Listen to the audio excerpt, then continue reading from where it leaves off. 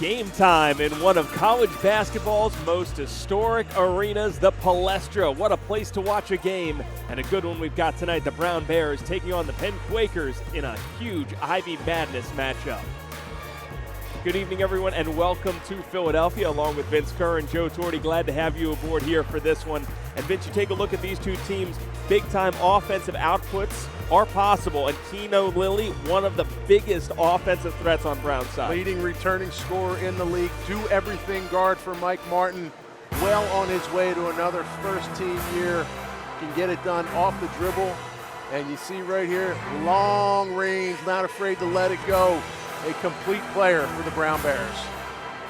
As Penn has won back-to-back Ivy League games, a lot of the attention has been on Sam Brown filling it up from the outside, but all season long it's been Ethan Roberts, Mr. Consistency for the Quakers. Roberts probably most consistent, Sam Brown most impactful, especially lately. But Roberts, again, from the inside, from the outside, really good at drawing fouls. 6 rebounds a game, just toughness personified. Gets it done for Steve Donahue. And watch to see if Sam Brown can play off him tonight. If Sam Brown shoots it well, it usually goes well for the Quakers. But for Penn to win, Ethan Roberts has to be 15 or above in all 6 of Penn's wins this year. Gary Erdely has more on tonight's matchup on the sidelines. Well, guys, both teams know how big this weekend is. The league's never really been closer. Penn's starting to find their stride. Brown in need of a win after the heartbreaker last time out. Both coaches know what's at stake this week in an Ivy doubleheader. On the side for Penn, Coach Steve Donahue mentioned 1 through 8, it's as tight as can be. And on the other side for Brown, head coach Mike Martin said this is a playoff atmosphere. Both sides know how important this one specifically will be. Should be a lot of fun. Also on the Brown side, without Landon Lewis tonight, huge loss for Brown. Should be interesting to see. Joe, Vince, get things ready for tip-off. Back to you. Gary, thank you very much. Yeah, we got the Lewis news right before tip-off. Big news for Brown. You could really feel his impact not being there in the 1-point loss against Dartmouth last time out for these Bears.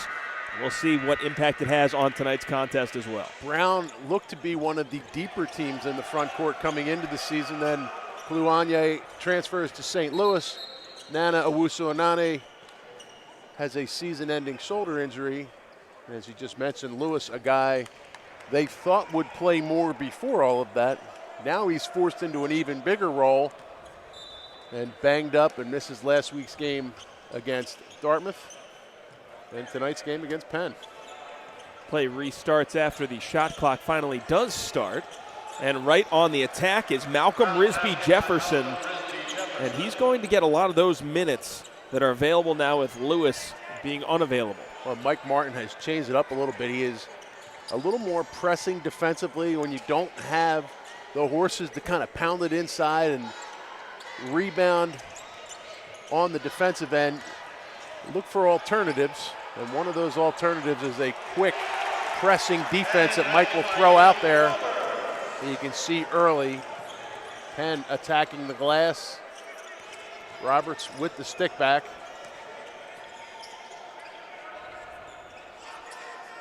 Famada Dabo setting a screen. Lindell Erold looking for help. Risby Jefferson up top for Lilly, drawing A.J. Levine. This is going to be a fun matchup to watch. Levine probably Penn's best perimeter defender as Dabo finishes off inside. We saw Nick Spinoso go with Lilly off that ball screen.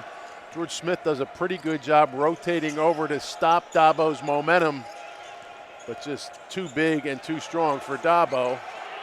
Spinoso can't get that to go out of bounds, down to Brown. Mike Martin, the head coach of the Brown Bears, seeing his team leading by 2 in the early going. You can see early, though, Penn trying to pound it inside twice, going into Spinoso. Hasn't been able to convert either one of them, but definitely an early strategy you're seeing from Steve Donahue and the Penn staff. Brown, such a potent offensive team, even missing all of the pieces that they are. And late in that Dartmouth game, they were up 4 with 90 seconds left and the ball. You wondered, how did they lose this game? Ryan Cornish, 4 quick points to put the finisher on it. Muscling down is Roberts. And out of bounds is the call. I say Spinoso was standing out of bounds when he received that pass. I thought Roberts absorbing a good bit of contact coming up the floor, but to no avail.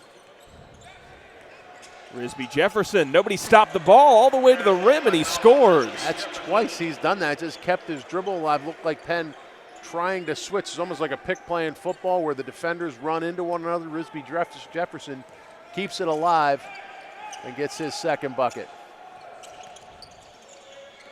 Levine on the attack. Back out, Spinoso wide open for three. Dabo cleans the glass. Here comes Lilly for Brown. Bears lead by 4. Lilly to make it 7. Yes, sir. Kino Lilly Jr. He's no stranger to the three, Vince. You've seen him reining him in for his entire career, the all-time leader in program history. Now in his 19th year in Brown's starting lineup. Sure feels that way. Second all-time leading scorer. Smith whips it inside. Spinoso going to get another look. A lot of contact, and he draws the foul. Who's number 1, Joe? Earl Hunt. Earl Hunt. 2,041 points. Should have gotten that one. Although he is in the same company with Forte in one way. You want to know? Or he's trying to be, I'll put it that way. Kino Lilly is. Great dancer. Well, they are great dancers, but Lilly also looking to become the first 3-time first-team All-Ivy guy since Forte. Spinoso misses the first. So good. 2,000 points on accident? Good. Doesn't happen. Steve Donahue looking on, looking for offensive answers. Spinoso, 59% from the free throw line. He's been shooting much better from the line recently. 0 for 2 You're good on this that, trip. Joe. The whamma jammer right there. Spinoso up to almost 60% on the year after being in the 40s the last couple years. I think that's kind of what everybody was talking about. If he can be a 60 to 65% free throw shooter, you can have him out at end of games and not worry about having to manage that nearly as much as you might have otherwise. Here's a guy that I think, and I was talking to Steve Donahue on the Above the Rim Game Day podcast today about Augie Gerhardt. I think he is a tough matchup in league, and I think he's actually taken it down a gear. Remember early in the year he was just going so hard and so fast and so frenetic. I think he's trusting himself a little more in league. Now Brown comes out the other way. Aaron Cooley, the senior, leaving it for Errold. Trying to get around Roberts, around the world on the layup. Rochester, the freshman, comes up with the rebound, and he gets fouled. Looks like this one's going to be against Gerhardt. It is. Back to Gerhardt. What are the signs that you've seen, Vince, that he has been able to kind of downshift that way?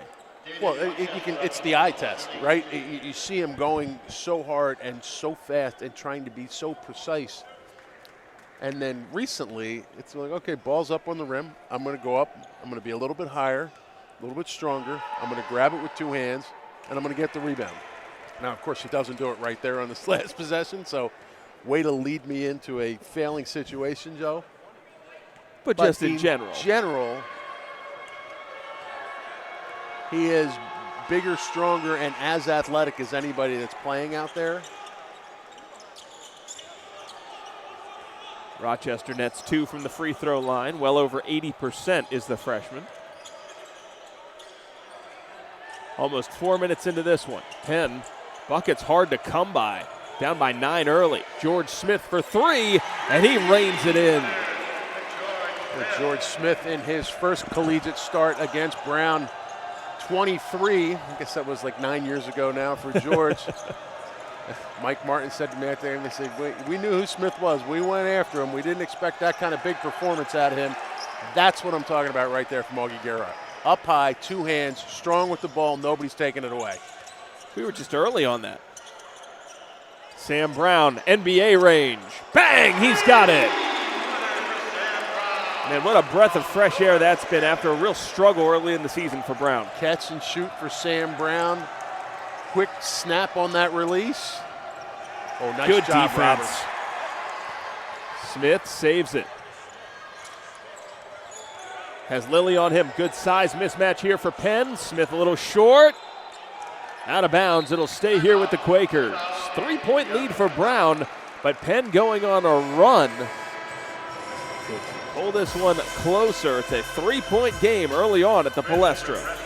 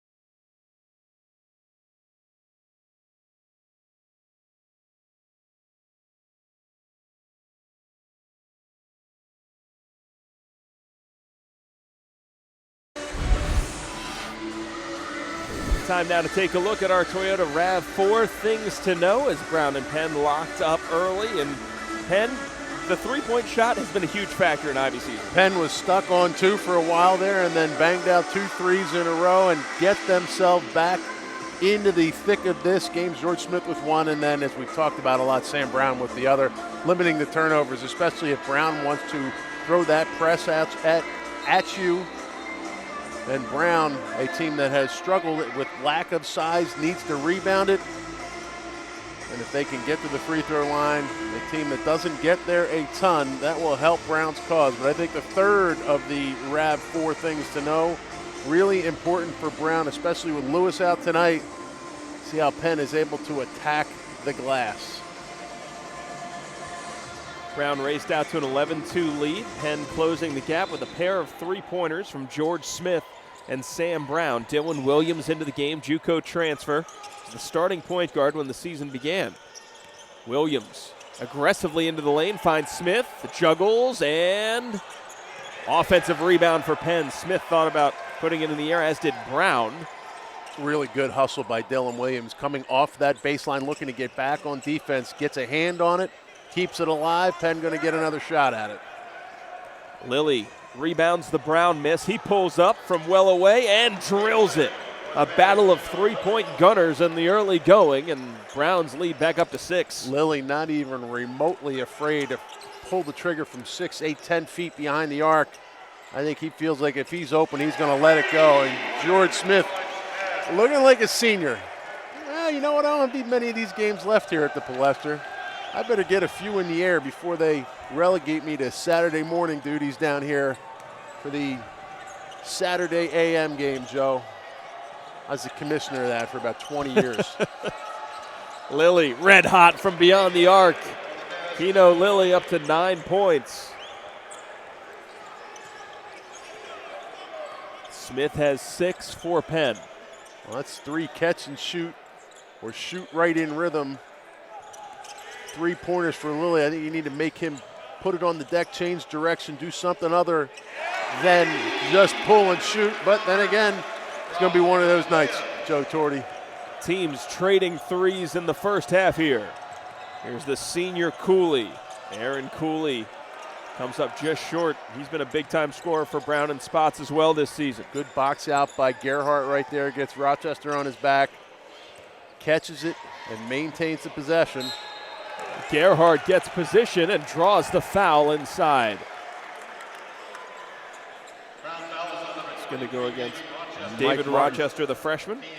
Mike Martin upset about something. I think he's saying to Rochester he can't catch it that easily.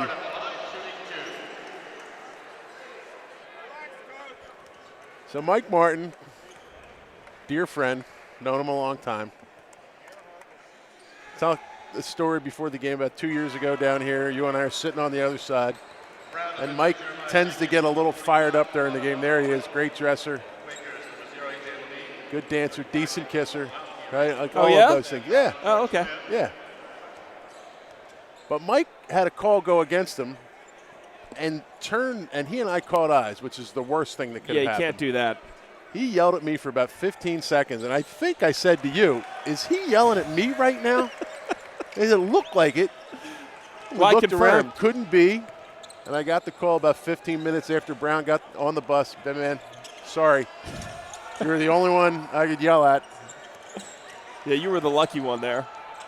So I was telling that story before the game tonight. And he said, I picked up a lot of good habits from Coach Miller, Glenn Miller, the former Penn and Brown coach who coached Mike at Brown. He said, that unfortunately is not one of them.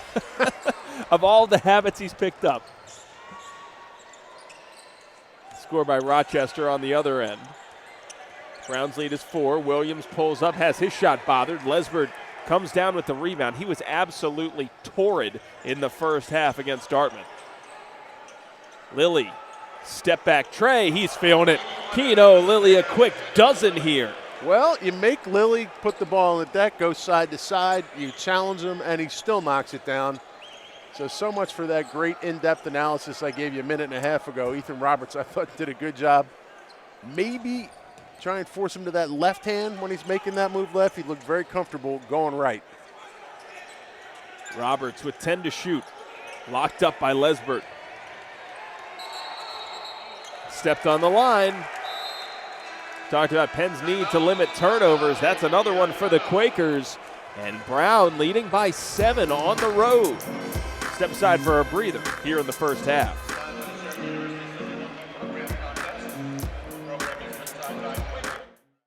These Bulldogs are the top dogs.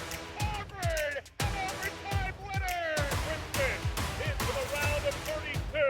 And Cornell will play on championship Sunday. Life can be complicated, but the way we treat people, not complicated at all. Our teammates and our classmates, our neighbors and complete strangers. The ones that look like us and the ones that don't. People that we agree with and the ones we agree to disagree. How we respect one another and embrace our differences. How we treat one another. There is no in-between or other side. Listen to each other. Learn from each other. Act when you see what you don't believe. Expect equality. Life can be complicated. This part is not. We see the promises you make. Doing more than your fair share. Working twice as hard. Saving lives, changing lives. And your life's work deserves nothing less than a lifetime guarantee. You made a promise. So did we. TIAA's promise of a guaranteed retirement paycheck for life is a promise that pays off. Brown and Penn early on here in the first half. Take a look at the Sheraton series history. Quakers in command, but recent history belonging to Brown. There's certainly a good year for Brown last year, getting Penn twice, and I think a good year overall. Mike Martin getting Brown to within about 0.6 seconds of winning the Ivy tournament. The Quakes had it going for a while there as well. Trying to string together a couple of home wins. Now's the time where you're going to make hay if you're Penn. Bunched up group of Ivy League home games. Doesn't get any easier when you go on the road. Brown tonight, Yale tomorrow night, and then Princeton on Friday. But this Super Bowl weekend, right, Joe? Next week? Next weekend, yes, absolutely. Got a rooting interest next week? Yes, Oh, I okay. do. Fly, Eagles, fly, Joe Torti. Penn taking on Yale tomorrow. Yale took down Princeton earlier this evening to remain on top of the Ivy League standings. Errol gets a wing kick, gallops in, and Dabo comes down with the offensive rebound. Jenkins resets for Brown. Lilly. Nice whip through for Dabo. What a find from Kino Lilly. Not just a shooter. Found the cutter as well. You can see Penn doubling Lilly again, coming off that cut, and I think a pretty good possession overall by Dabo. Gets the offensive rebound, aggressively screens for Lilly, and when Spinoso leaves him, dives to the hole. No second rotation for Penn. 9-point Brown lead matches the largest of this young game. Polanowski on the cut, has it knocked out of bounds. It'll stay here with the Quakers, 22 Penn to shoot. Fortunate to maintain possession right there. Looked like that one might have kicked off Polanowski's knee. Spinoso backing down Dabo, finds Levine, top of the key, three. Saved by Errold off of Spinoso, and it'll go down to Brown. Heads up play by Lindell Errold, the senior. Spinoso gets the double team. Actually, instead of going out to the side that he's on, he cross courts it, or kind of middle courts it to Levine. But it was a pretty good closeout. And Levine just can't quite get there. Lilly makes it a 10-0 run. Penn needing a bucket here. Brown looking to provide.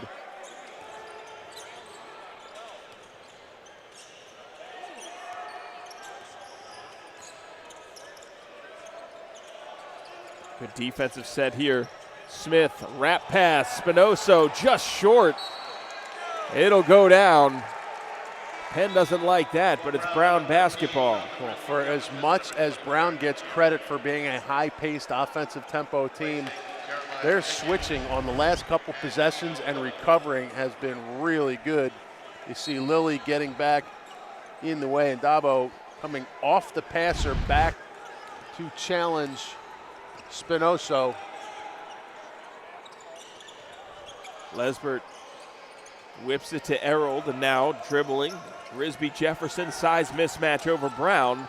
Errold a three, and Brown can't miss from the outside. They're doubling up Penn. Timeout, Steve Donahue. 30 seconds, timeout. You know, Penn's been on the other side of this recently, Vince, the can't miss train, but Brown is absolutely firing from bonus distance. If you didn't know any better, you'd think it's Cornell out there, right? Brown is really playing quickly. They're attacking, they're shooting a lot of threes.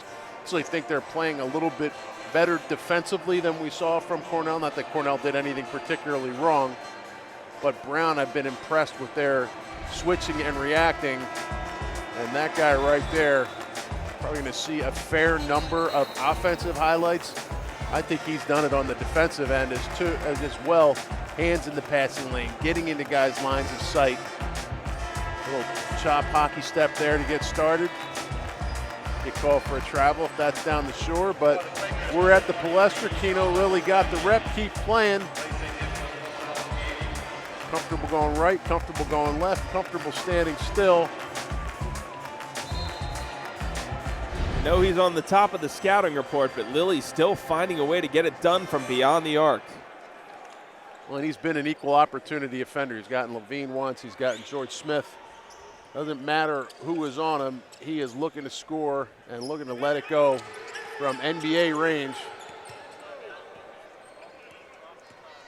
Penn down by 15. Where's the offense come from here if you're the Quakers?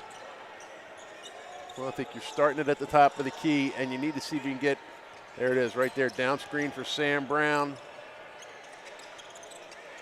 Levine reverses for Brown. Challenge three won't drop. Lesbert comes down with it.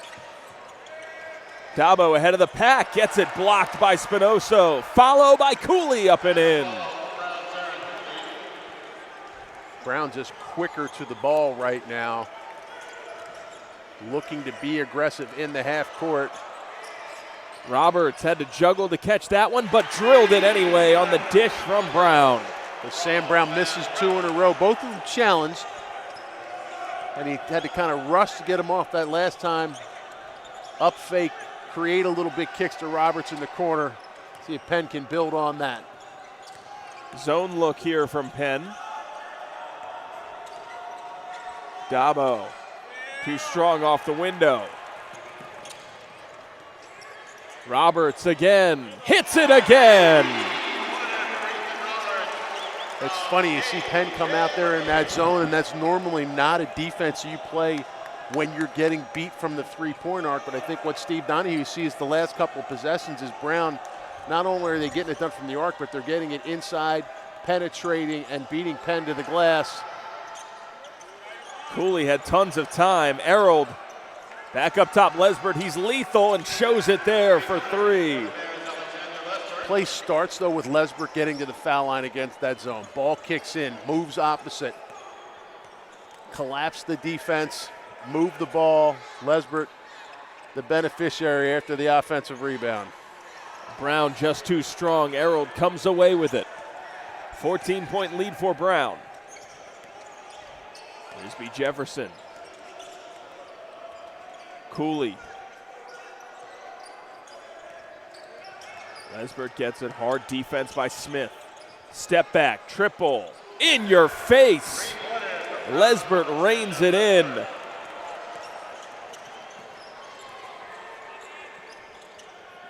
Roberts, big jab step.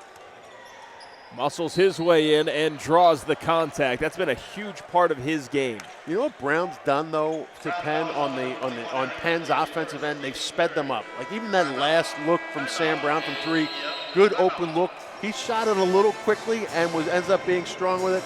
I think a good attack of the basket right there by Roberts, going to get himself to the free throw line. Roberts steps outside, but Brown holding 17.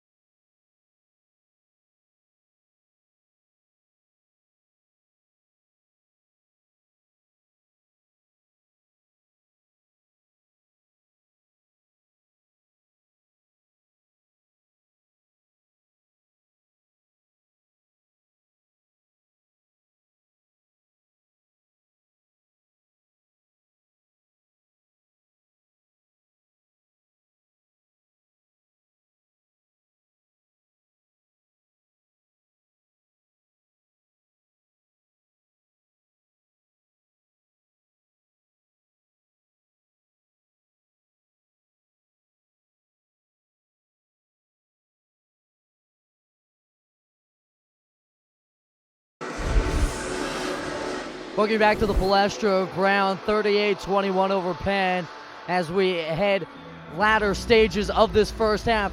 The 3-ball has been the biggest part of this game so far. Kino Lilly Jr., the one mainly to highlight, but coming into this, kind of had an idea this could be the case. Penn coming off a 3-point clinic versus Columbia last time out. On the other side, Brown, you mentioned Lilly, lethal shooter from beyond the arc, and both coaches did mention that. But they mentioned the ball movement, how they've been able to get them open. Today, it's been massive on both sides. Been a lot of fun, been quite the shootout. Joe and Vince, keep things going. Send it back to you. Yeah, Gary, if you look at Penn's offensive stats in terms of shooting the three, they're ice cold, 46%, 6 of 13 compared to 8 of 10 for Brown. Well, 5 for 5 for Lilly and 2 for 2 for Lesbert. That's going to put you in a pretty good spot, and probably what Steve Donahue is saying in that huddle is, right, yeah, weather the storm. They're going to cool off at some point. This can't continue for a full 40 minutes, although Brown's gotten through 22 minutes of it so far, so they've been pretty hot to date. If you're Penn, you're just trying to get this back to a 10-point margin, get you something you can work with. Don't try and boil the ocean. You see a little full court press, no run and jump out of it. See if they drop into the zone. Good scramble to recover here for Penn. Risby Jefferson gains the lane. Good dish across, and Rochester finishes on the block. Brown's been in control the whole way. Roberts. Brown gets his man in the air for three. Got it. Penn's going to need that to get back into this game.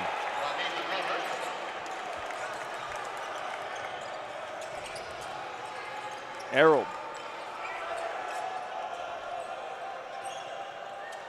Looking low. Rochester again. This time bothered from behind. Braden Foster getting in the way. I think Foster's still a little out of position on the backside of that zone. With a few more reps, he will get a little more comfortable with the time and spacing. Brown trying to leave it inside for Gerhardt. That was bothered the whole way. Now Lilly works his way around Roberts. Errol for three in the corner. Levine cleans the glass. I know you like how he rebounds his position. Sure do. A lot of energy, a lot of attack, big upper body, strong with the ball. Brown left open. That's a mistake. Gerhardt, offensive rebound, fights his way through and draws the foul, and Gerhardt's fired up. And that's what we talked a little bit about 4 or 5 minutes ago. Gerhardt, bigger, stronger, athletic, attacks the ball with two hands and then stays strong with it. Called against Risby Jefferson. The sophomore picks up his first. 4 fouls on Brown, just 1 on Penn. Well, Brown not a team that draws a lot of fouls, so not a huge surprise there. Roberts gets knocked on the way to the rim, and that is a guy who draws a ton of fouls. And Mike Martin talking to the official on the way by, saying that one was a little late. Rochester picks up his second. The freshman has been good so far, and Mike Martin giving it to the officials.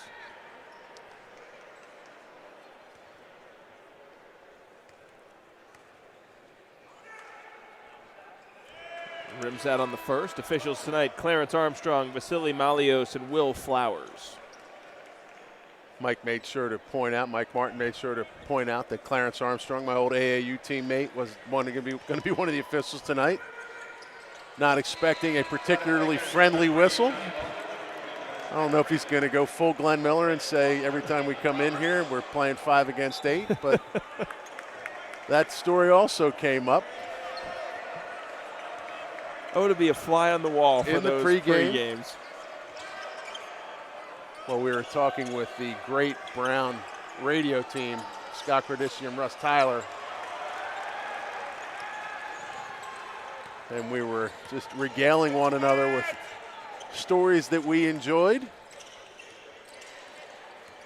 Scott and Russ, the 2 biggest homers in the league. Well, see, they say the same thing about you. Now that Barry's retired up for Cornell, it is a 1-horse race with those 2 horses, Scott and Russ.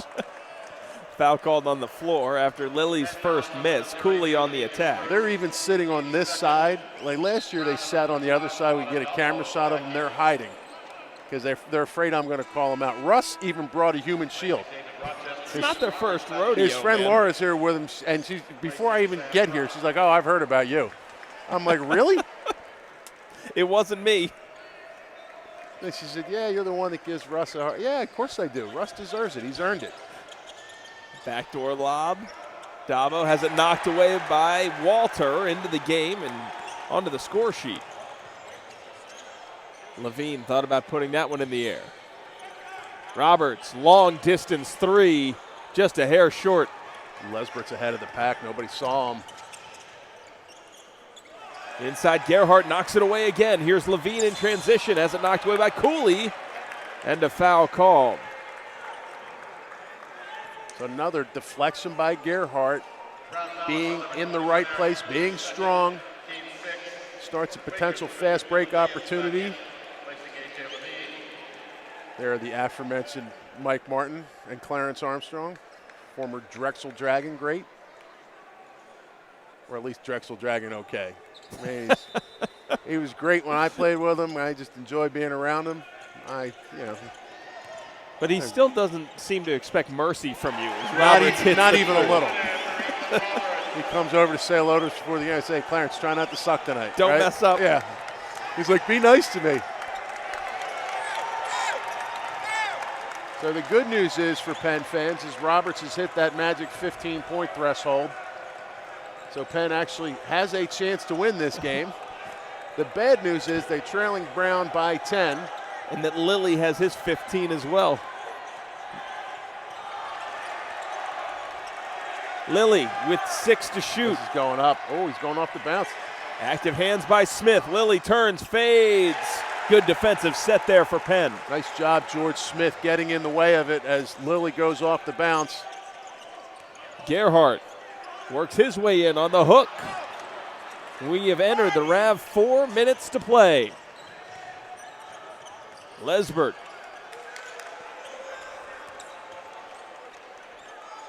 With Brown leading by 10.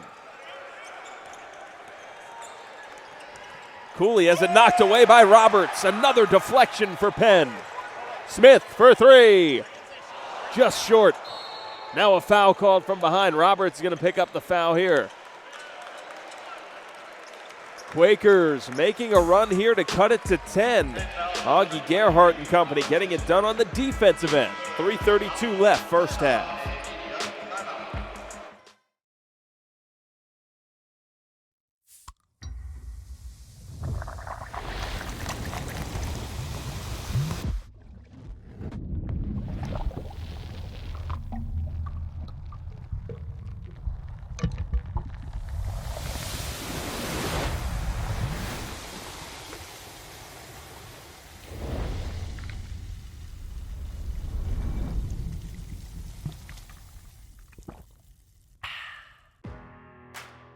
At Independence Blue Cross, we know where you come from is a part of who you are.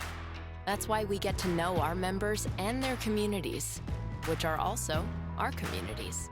For more than 85 years, we've lived here, volunteered here, and earned our spot as the #1 health insurer in the region. We're your hometown partner for life, and we'll never stop looking out for you. Dear Winter, we're coming. Our squad of vehicles with all-wheel drive and four-wheel drive is ready to take you on. Safety's the name of our game. Bundle up. Toyota. Get great lease offers on all-wheel drive and hybrid Toyota SUVs, including the stylish Corolla Cross and versatile RAV4. Shop online and visit your nearest tri-state Toyota dealer today. Toyota, let's go places. Just over 3.5 to go here in the first half. Time now for the Penn Medicine breakthrough of the game. Kino Lilly, 5 of 7 from the field. He's drilled 5 threes.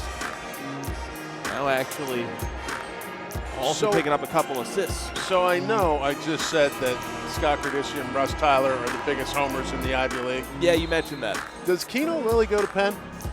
No. All right, well, I mean, I went to Penn. Yeah. Right? I mean, he's having a nice first half. I'm happy for the kid. Yeah. But, like, we're doing infomercials for him now? Let's talk about Ethan Roberts' 17 points. Oh, man, we should drop into the Brown radio broadcast and see if they think you're the biggest homer in the Ivy League. You know they do. They've said it like 27 times already. Well, like, here's a breakthrough for you, Joe. Ethan Roberts has his magic 15. That's plus, true. Right? We've broken through. Brown with a 10-point lead with Vince Kern. Gary Erdely here with you. Not for nothing, though. I mean, Lilly going 5 for 5, pretty sporty. Works out okay. Yeah, it works out okay, but like, Scott and Russ aren't doing infomercials for Augie Gerhardt when we go up to Providence in a couple weeks. Here's Risby Jefferson handing off here as Brown. Hard to say with time to play here in the first half, already 40 on the board, that the offense is dried up, but Penn has tightened up defensively here in the last 5 minutes. That's continued here with Roberts, active hands. Well, Brown was at 30 at the 10-minute mark, so there are only another 10 in the last 7 minutes. So your eye test point is correct. Lesbert chucks it up, and Roberts comes down with that rebound. Because Brown's front court depth has been tested, it's allowed Penn to go with the small ball look. Just the way they drew it up to George Smith. Roberts. Yeah, that's a standard offensive possession for Penn. 20 points for Roberts. You see Sam Brown sees the challenge coming, up fakes and attacks. Little hot potato going through Spinoso's legs. George Smith, right place, right time. How about no defender? Caught a break there. Spinoso comes down with the rebound. Let it go, let it go. Can't hold him back anymore. Back tap. Nicely done, Smith. Penn faithful wants a foul there. Risby Jefferson in transition. Soft lay-in, follow won't go. Smith save, and it's Brown ball. Risby Jefferson to Lesbert, to Lilly. Tons of time, and he reins it in for 3. Multiple shot opportunity for Brown. Lilly now tied for his season high in 3-point field goals made with 6 on the evening. 18 points. Roberts has 20 in the battle of the stars here. Williams, a 3 of his own. He's got it. Brown lead cut to 7. Lesbert, corner kick. Lilly left open again. It's got to stop if you're on Penn's side. Lilly again with 7 threes in this first half. It's almost like you need a shadow if you're playing the quarterback. You need somebody just finding Lilly and force somebody else to beat you. Lilly with 21, Ethan Roberts with 20, the 2 stars getting it done. Foul called on the drive. That would be the 7th foul of the half, so Ethan Roberts shooting 1 and 1. I think you're right about that. The Lilly spy needs to be in effect here because the ball movement for Brown resulting in Lilly getting these open shots. Well, he's now got 7 3-pointers? Correct. 7 3-pointers. You might want to just say, somebody stand next to him. Just stand next to him. Steve Donahue, see if he makes an adjustment here as Roberts steps to the free throw line.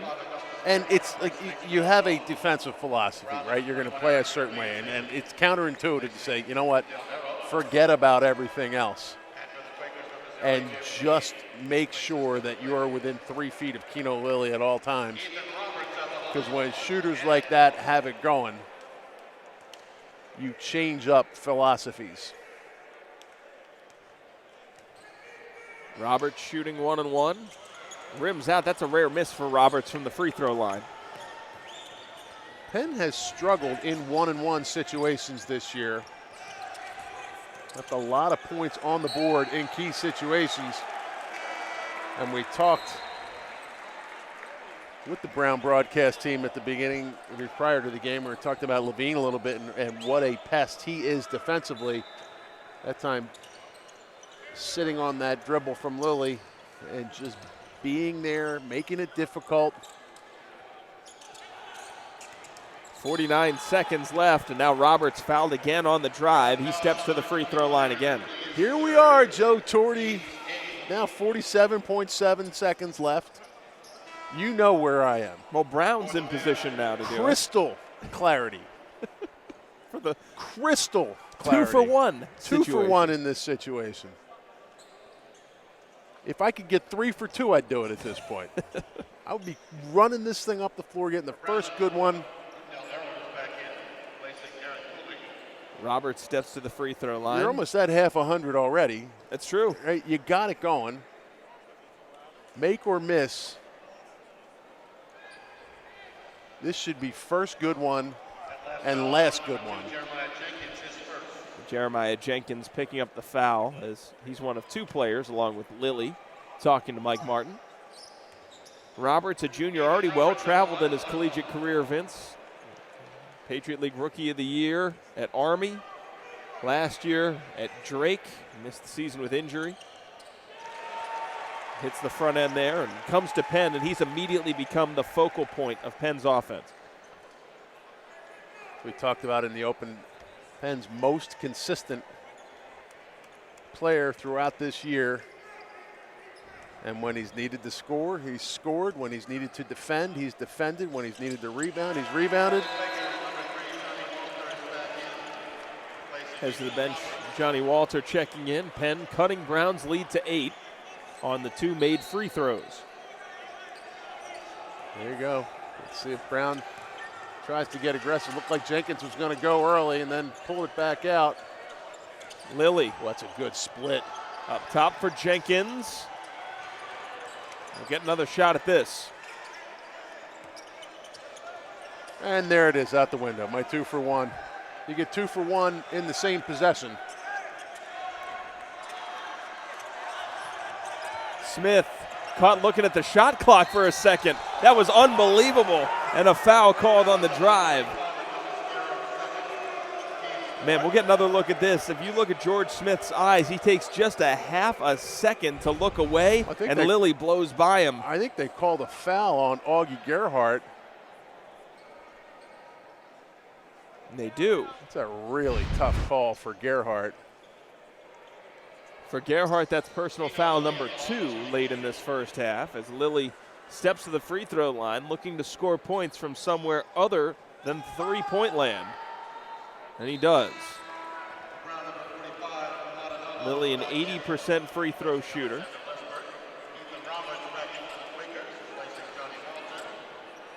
So Lilly, down in the D.C. area, went to Landon, same school that produced Tyler Perkins for Penn last year, now at Villanova. And who else went to Landon? Who's that? My nephews. Oh. Drew and Sean Curran. Well, there you go. Drew, a Princeton grad. And you still talk about him? Love him. Wow. Absolutely love him. Sean's at UVA, so he's doing okay too. My brother and his wife have bred some smart ones. Yeah, it sounds like it. My niece also at UVA, so Charlottesville's she beautiful. did not go to Landon, by the way. She went to Holton Arms, there you sister go. school down there. It's good institutional knowledge. Yeah, bro. Come on. 7 to shoot for Brown. Lays it in for Spinoso. Too strong. Knocked out of bounds. 0.7 seconds left on the clock. So Penn in a catch and shoot possibility here. Trailing by 10. So looked like Sam Brown was about to take the ball out of bounds. I was going to say that wouldn't have been my first choice. I think Sam Brown, one of your catchers and shooters, I think you're going to get a down screen or an up screen between Brown and George Smith. A little cross screen first for Roberts. Knocked out of bounds. And time expires. Good defense by Errold and company. As the first half wraps up, Brown with a 10-point road lead against Penn in a very important game for both of these. Ethan Roberts getting it done. Penn fortunate to be down 10 right now. Brown looked like they were about to put some space in between the Quakers and the Bears. Penn fortunate where they run there. I think locked down the defense for about 7 minutes there from the 10-minute mark to the 3-minute mark and got themselves back into this. Gary Erdely standing by with Mike Martin after the first half.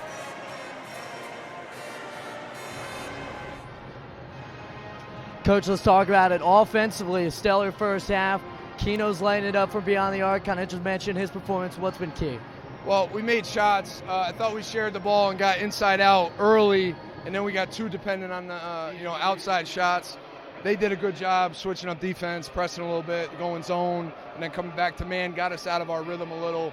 But we're going to have to defend. You know, I thought we had some really good moments of defense, but obviously they've got a lot of weapons, so we're going to have to do a great job defensively in the second half. The three ball's obviously been big on both sides. Talk about it on the other side defensively, trying to defend it. And obviously Ethan Roberts has had stellar first half on the other side. Yeah, terrific player, and they run such good offense. It's all about our closeouts. It's all about our on-ball defense so that we don't have to start rotating, because when they get you rotating, they're really good. So it starts with our ability to guard the ball and guard the screening action without over-helping. Coach, I appreciate your time. Best of luck in the second half. Joe and Vince, back to you.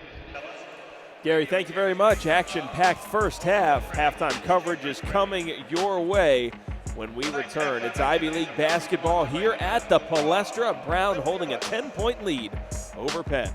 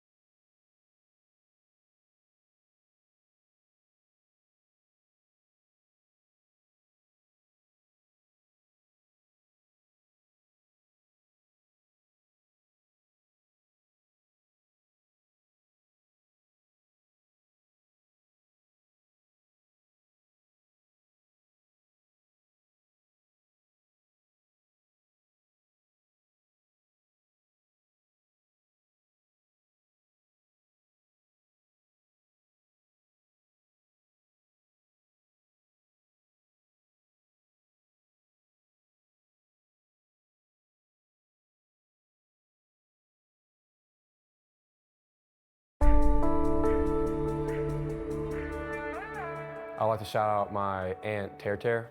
My mom and my grandma both have battled breast cancer, and big shout out to them. I play for my aunt, Kyra. Shout out Lisa Scott, I'm playing for her, and Alice Fields. I play for my grandmother, Mima, and my auntie, Sheila. My grandma beat cancer, so shout out grandma. One of my really good friends from home actually passed away of cancer 2 years ago. I have his name tattooed on my arm. I play for him every time I step on the court. Shout out Uncle James. It's been a long haul, but you've been fantastic. Love you.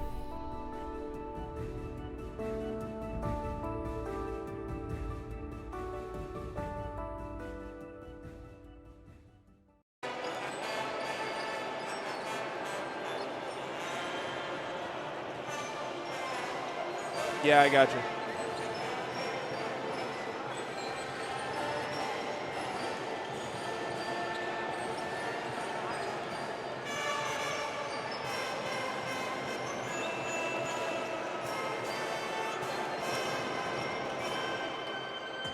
Okay.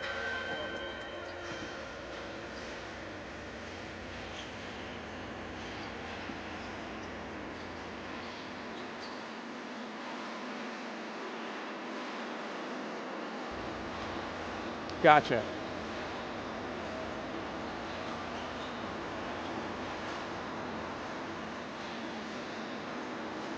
Gotcha. Yep.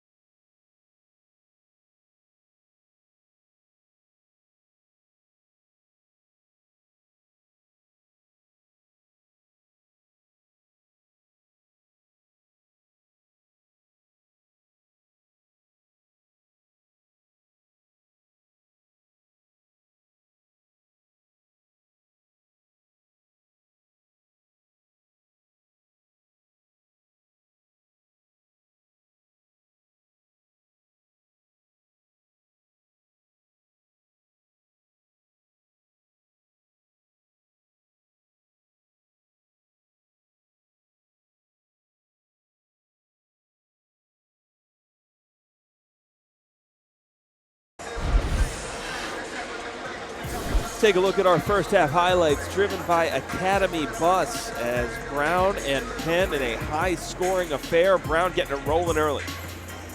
See Kino Lilly not only from the outside, but being a facilitator. Sam Brown made a couple threes of his own, but facilitating Ethan Roberts there in the corner.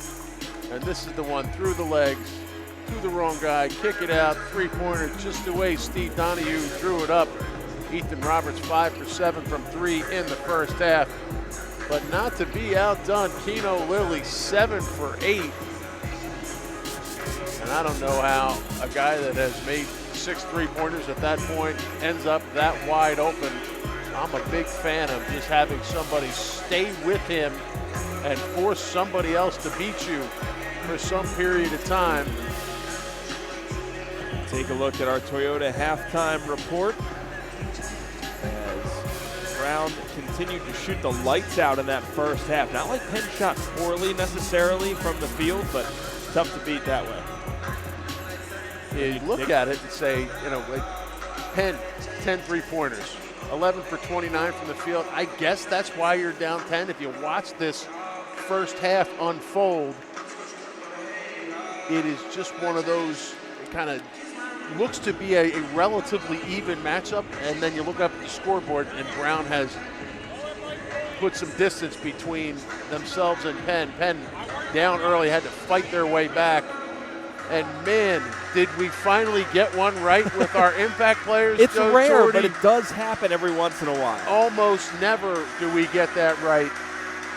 And now our man Clarence Armstrong coming over, trying to get a little camera. He's pulling a full Wiley Ratecki. He's trying to find out where the camera is. We're not on camera, Clarence. Take a look at that 45 combined points between these two. I have a funny feeling Lilly tied his career high 3-pointers in the game. I'm going to guess he's going to get at least one more in the second half. Think so, huh? He is on fire. Now, I also expect Steve Donahue to rotate the defense to him and be able to try and make him work a little harder, maybe go to his left, take a dribble or two, and shoot that way, because he's very comfortable in a catch and shoot.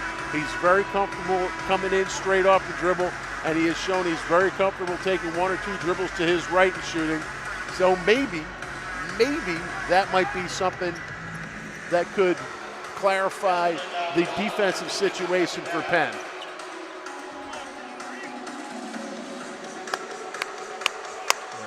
Kino Lilly in the Brown game notes called the Ivy Iverson. I feel like that means something here in this city.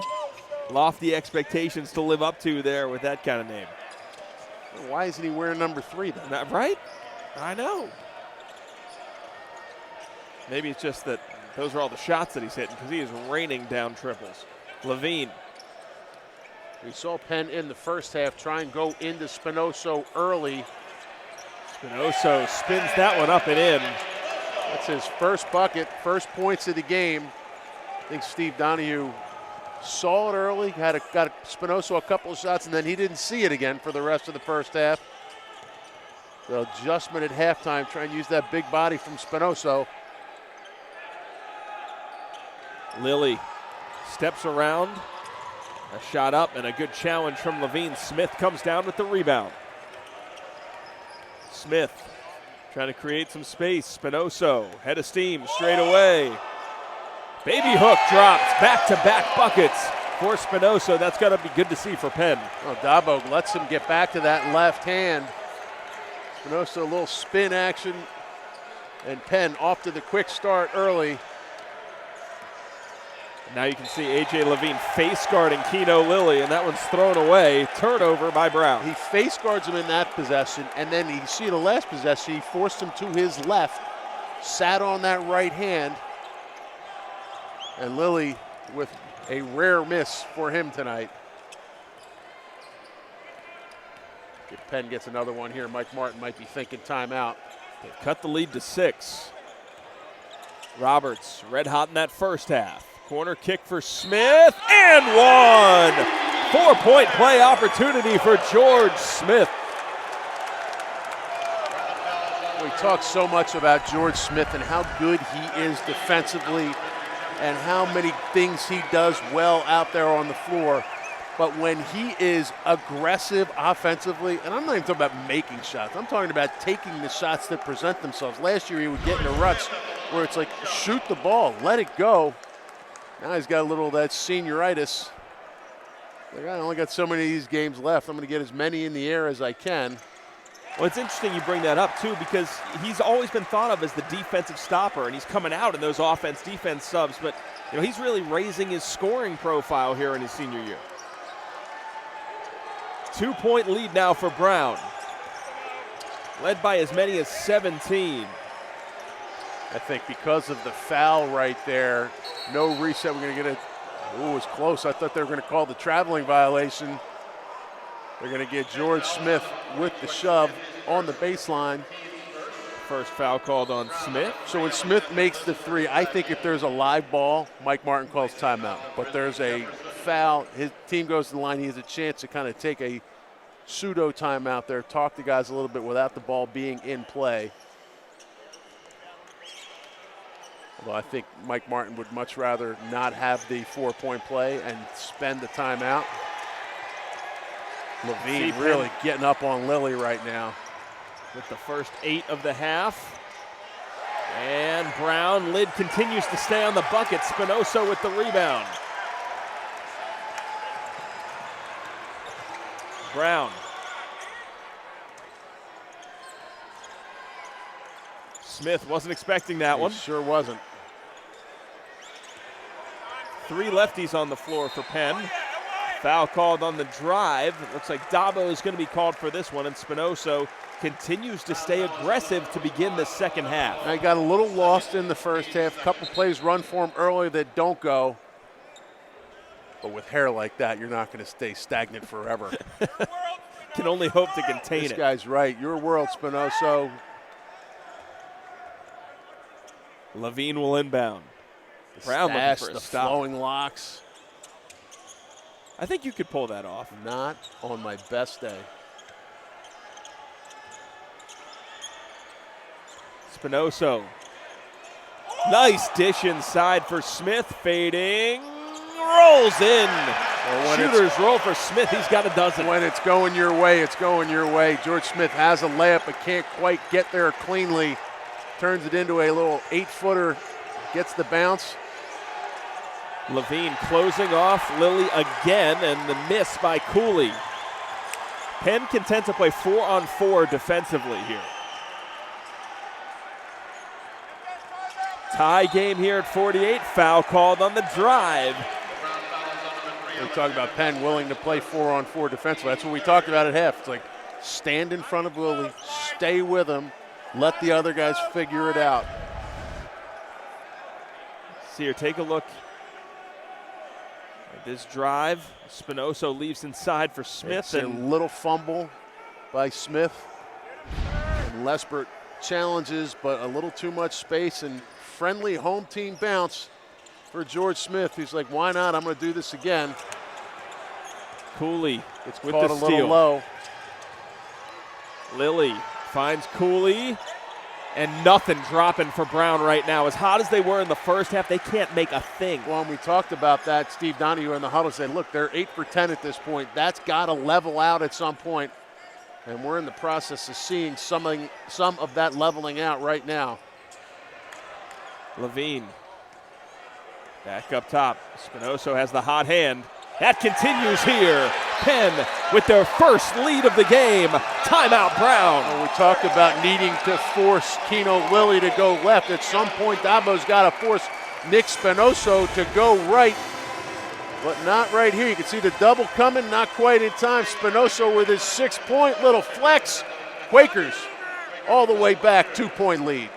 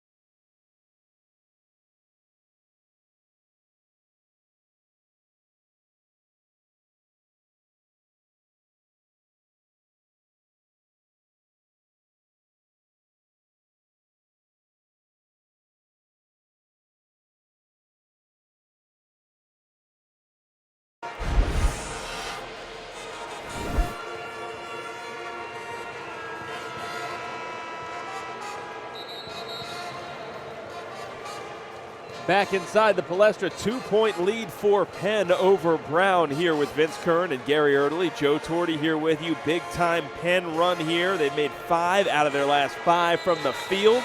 And they've What's erased. that percentage-wise, Joe? I only went to a Patriot League school, not an Ivy League school, but Ivy I think Light? that's a 1.000. We went to the same high school, though. That's true. It's a good point. And how our paths diverged after that. And yet it all came back together, Joe Torti. Isn't that the truth? What's been the key here for Penn in the second half? What's the adjustment? Well, a couple adjustments. One, they've gone back to Spinoso and trying to get him involved and collapse that Brown defense a little bit. 2, they are sitting on Kino Lilly's right hand and trying to force him left. And Levine is just in deny position. Lilly gets it way away from the basket. Levine all over him. And you see Lilly wants to get back to that right hand. He knows if he passes it, he might not get it back. Lesbert with 10 to shoot. Cooley across the lane. And 1. Aaron Cooley stops the run, ties the game at 50, and can give the Bears back the lead. It was just a disjointed offensive possession right there. And I thought Lesbert actually should have gone up, but it kind of gives it to Cooley in no man's land. Where'd they get there? George Smith? He was the one in the area.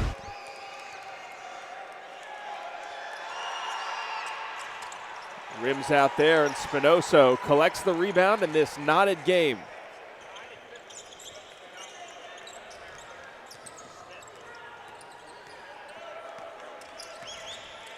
Just over 4 minutes into the second half. And you see Brown extending their defense a little bit, a little full court pressure, pressing out on the Penn ball handlers effectively, because now Penn not starting the offense until 5 on the shot clock. George Smith needs to recognize. Smith puts it in the air, draws the foul. He'll go to the free throw line to shoot 3. Already hit a 4-point play opportunity earlier in this one. That's a tough one for Mike Martin and Brown. Mike Martin looking for the shot clock violation. George Smith, good recognition, gets arrowed in the air, draws the contact, and going to get himself 3 free throws.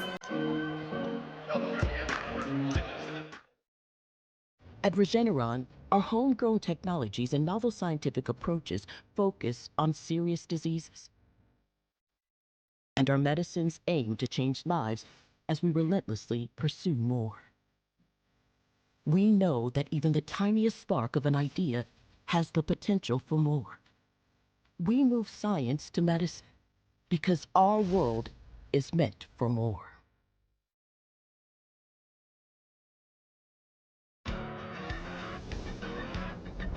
Dear Snow, you taught us that when one road closes, a whole new trail opens up. So give us your worst. It brings out the best in us. Tacoma. Get 4.99% APR on Tacoma or Tacoma iForce Max Hybrid, or lease Tacoma for just $289 a month. Shop online and visit your Toyota dealer today. Toyota, let's go places.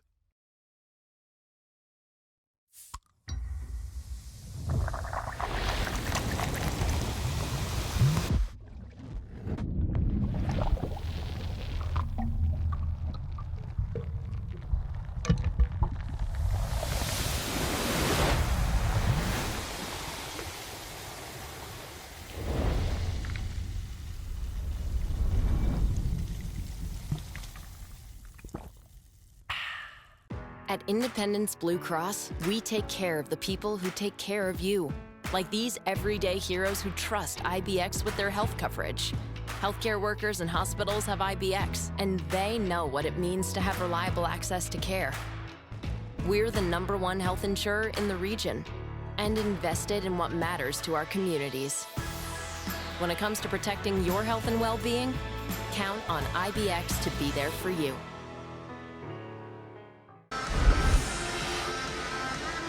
Tie game at 50.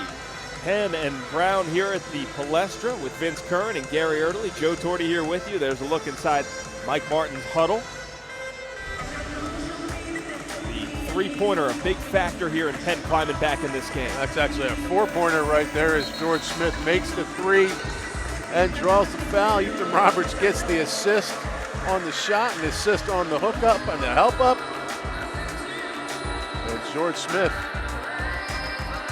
when it's going your way, it's a typical George Smith play, making the cuts, gets a friendly roll, and a friendly flex from Nick Spinoso. Does it with one arm, then does it with two. And there's the aforementioned George Smith. Little fist bump with Augie Gerhardt. Chance for 3 free throws here for Smith. They reviewed that during the media timeout to see if he had gotten it off in time. The ruling was that he had. Mike Martin asking that of the officials. He said to you when it happened, I think that might be wishful thinking on Mike's part, but I will say that from here, not from over on the other side of the court. You wouldn't say that next to Mike Martin? Given the way Mike has dressed me down on a couple of different occasions. Actually, it was just one on one call that he didn't like. I still love him. But you don't easily forget something like that. Irish amnesia, babe. Forget everything but the grudge. Lilly with Levine on him. This is the defensive matchup to watch here in the second half. You can see all the screens that are coming up for Lilly are to allow him to go right. Pull up Lesbert, short from the free throw line. Save. Oh, it's coming right at you, Joe. And we you got did it. You did it. I'm so proud of you. You caught it. One time. Oh, my gosh. Here it comes. Don't cry. Hey, look at that. Don't say I don't love you. Look how man, happy I am for you. You see the pure joy there on my teammate? 2-point lead for Penn.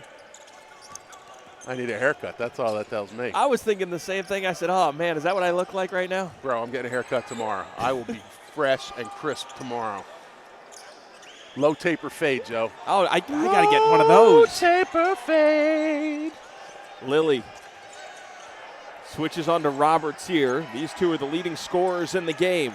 Lilly, big step through. Errold puts it on the deck. Rochester, hot from 3, not this time. Levine with Lesbert on him. Dribbles through and draws the foul. You know, it's taken a little bit for A.J. Levine in his freshman season here on campus to work his way into the rotation, carve out his role. He's really starting to do a couple things well for Penn. He looked like he went to weightlifting boot camp between the Rider game and the start of the Ivy League season. I mean, he always looked to be, like, fit's not the right word, but like strong. And he came back, and it looked like he had gotten used to the meal plan or figured out where the gym was and has used that strength in his upper body to be very effective, pushing the ball and rebounding the ball. After the nice dish from Roberts to Spinoso, Lesbert, he needs this 3. So does Brown, and they get it. Cut the Penn lead to 1. Big shot there for Lesbert. Double team comes to Lilly. They go to Dabo, dive in the lane. Spinoso Kicks out. Lesbert was wide open. He's had a quiet game after really exploding against Dartmouth. Spinoso back down low for Roberts, and he finishes it, getting knocked in the face. Roberts down in a heap. And Steve Donahue is saying that's not a foul. Wonder if they can review this. Yeah, they're going to go take a look at it. Roberts with basically a set shot from the baseline. Ball goes inside out. Oof. Yeah, he gets him pretty good across the face. I don't know that that's, I mean, to me that looks like he's just making a play. He's finishing the shot block attempt, and Roberts' face ends up being in the wrong spot, but we'll see what the officials say.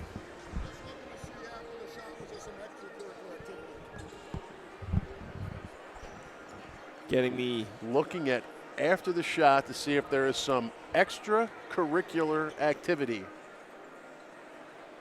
while the officials take a look at this, we'll take a look at what else is going on across the Ivy League. We talked about the Yale-Princeton game. That was a battle up top. Yale taking down Princeton. Penn has Yale tomorrow. Columbia and Harvard in a matchup here for survival. Is this the wackiest Ivy League season you can remember It's crazy. in a long time? It really is. Columbia, as good as they've looked very bad here against Penn. Not very bad, but very pedestrian here last weekend against Penn. Now they're at home with Harvard, who has not looked great, and Harvard's putting it on Columbia. And that Dartmouth-Cornell game, I think Cornell is better than I thought they were at the beginning of the year, and that one doesn't surprise me as much. Yale and Princeton, I think Yale's pretty good. Yeah. And I think Princeton's pretty good, but what I think Princeton is missing most right now, Matt Alaco. Oh, yeah. He was the heart and soul and the toughness of that team. Not that they're not tough, but I just thought he was so good. And when you talk about guys moving on, there are guys who are superstars that move on, right? Danny Wolf moves on. He's like, okay, he's a first-team all-league level player, moves on. Mack moves on from Harvard. Alaco, you go, okay, well, they still got Caden Pearson. They still got Xavier Lee. Oh, wait a minute, right? There are guys that are great players, and then there are guys who are great players or good players that make your team great. I think Alaco was a guy like that. And it won't surprise me if Mitch Henderson has somebody else up there to fill that role. But in what little I've seen of Princeton right now, that he seems to be a piece that they are missing. And, of course, we've made the comparison over the course of his short time here on campus that perhaps Roberts turns into a Matt Alaco-type presence and impact for Steve Donahue's side. Yeah, the difference was Roberts is the focal point of the Penn offense, and Matt Alaco was a complementary piece in the Princeton offense because they were as talented as they were last year. Still taking a look at the end of this one after Roberts has the make. It appears that it'll be much ado about nothing. Well, some harm, no foul, I guess. Gives Roberts a chance to go over, get a couple breaths in his lung. Nick Polanowski going to come in for him. Levine is on the bench as well. Mandatory substitution.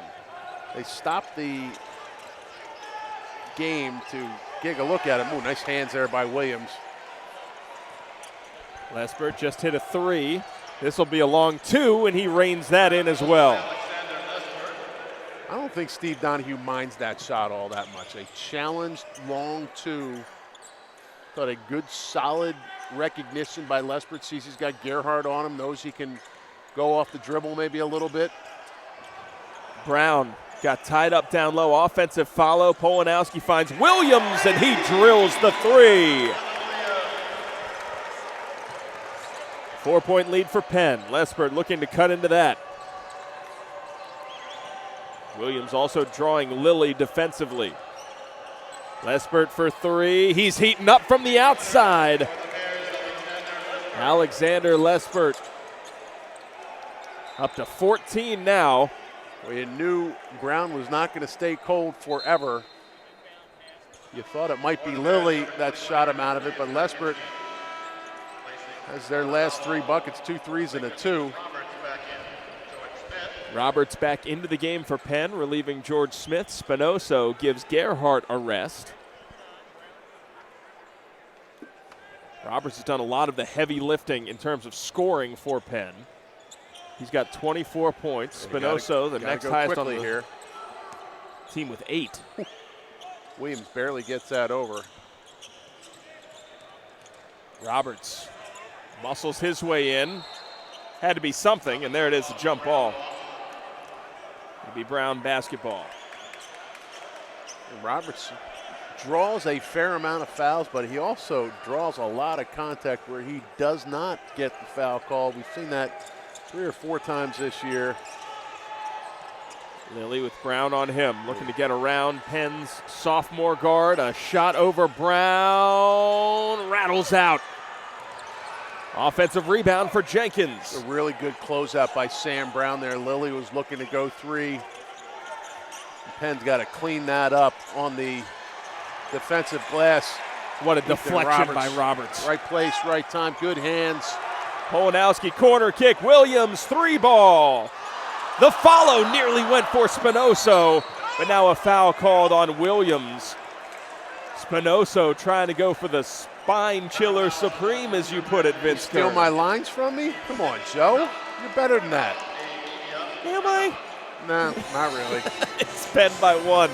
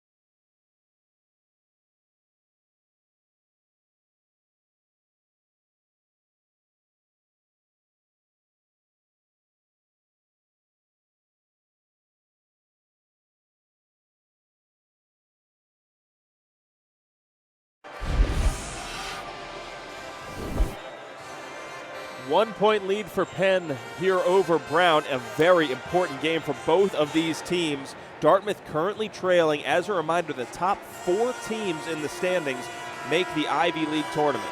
I would venture to guess it has been a while since Princeton lost back-to-back home games. Yeah, feels that way. Cornell went there last week and really put it on them.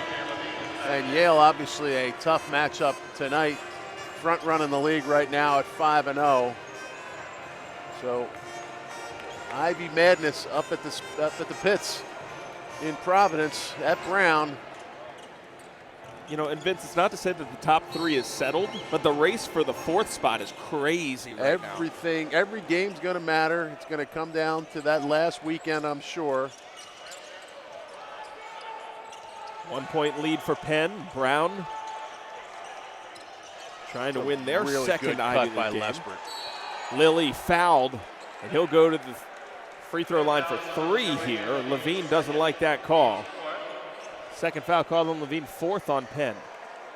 Lilly has had a tough go of it here in the second half. Just hasn't gotten a lot of shots and shot opportunities. Penn's defense been pretty good. And they get him going left right there. Lilly, 23 points. On Levine.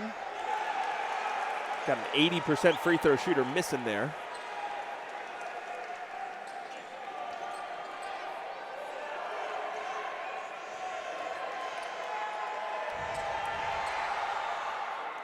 Lilly hits the second, one more coming. Lilly's not going to miss too many. Tie game at 59. Mike Martin waiting to see if his team's leading scorer is going to nose them in front of Penn. Lilly unties the knot, 60-59.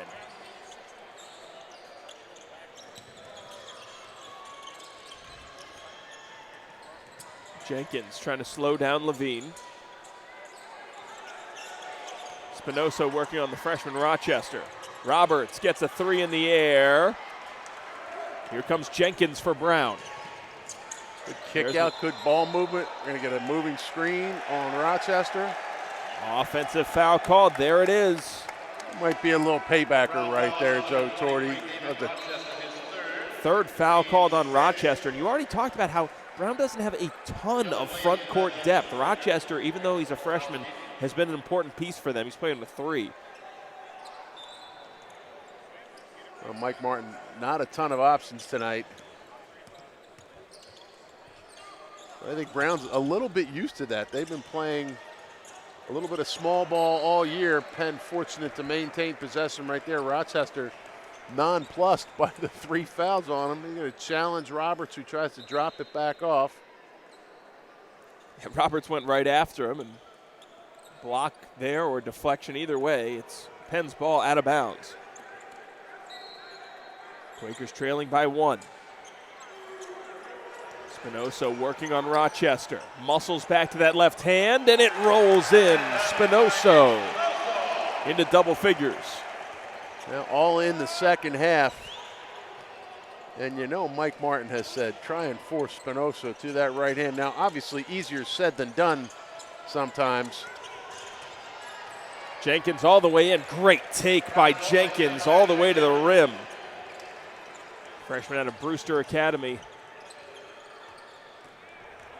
Levine spins into the lane, somehow keeps it alive.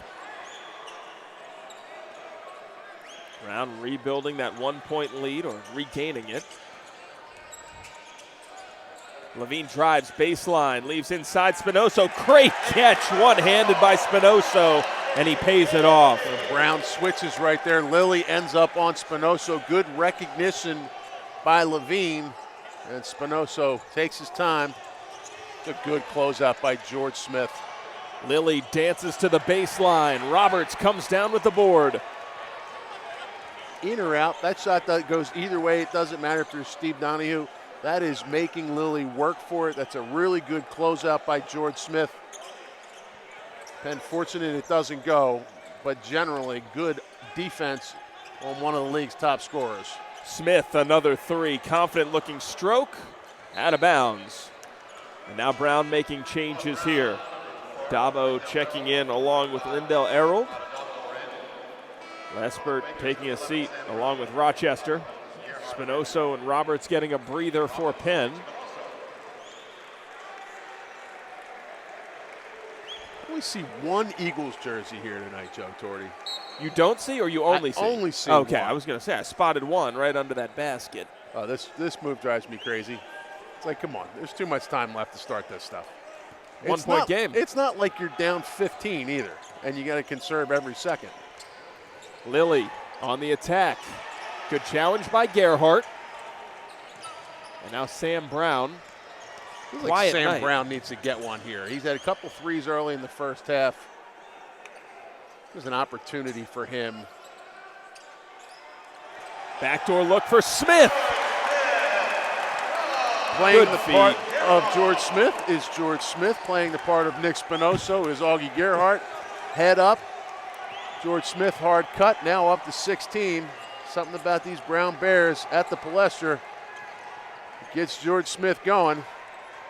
Not to put you on the spot, but as that one's knocked out of bounds, it'll stay here with Brown. Not to put you on the spot, but I'm going to put you on the spot. Yeah. Not sure that there's a better cutter on the team than George Smith. You look at the way that he gets open flashing that way. This is great. I love when you parrot things back to me that I say. Right. And it's like, hey, do you agree with yourself? Yeah, you know what? I agree with myself. You do love agreeing with yourself, I am though. a strong and thoughtful man. Lilly on the attack again. Around the world, and Gerhardt can't believe it. Gerhardt can't catch a break. He keeps trying to do that straight up and down. I actually think he's coming into him a little bit. Gerhardt saying, I got the worst of that one, actually. Well, not the first time. As Steve Donahue ready to go offense, defense, I think again, gets Spinoso back in. Kino Lilly back at the free throw line. Second only to the great Earl Hunt in terms of all-time scoring at Brown. Mathematically had a chance, or does have a chance, if he keeps putting up games like this, but he needs a sustained run big time. of 30-plus points down the stretch.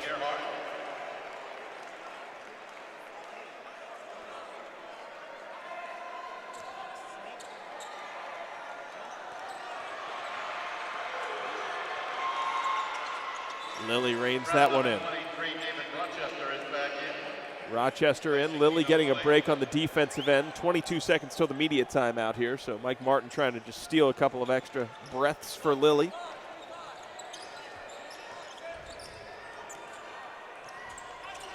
Smith. Roberts steps behind the line and reins it in. Ties his career high in terms of three-pointers made in the game. And Roberts, I think, thought he got fouled. Might be right. It was Errol trying to fight over that Spinoso screen, catches him a little bit on the release. Cooley an answer for three. He drills it. 1-point game once again. Just nothing between these two teams. It's a 1-point lead for Penn thanks to Aaron Cooley's triple. 7:49 left. We've got a good one at the Palestra. You are not going to want to go anywhere.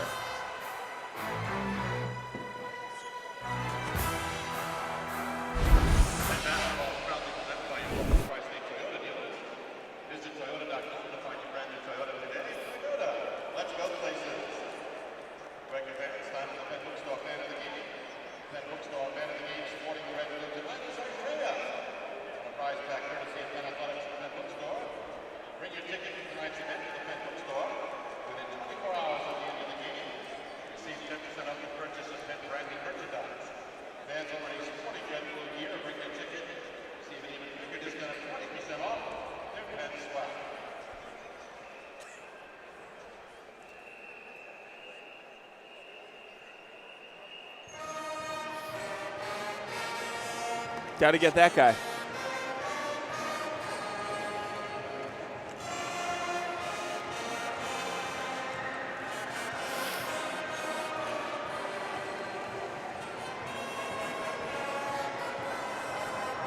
Nice.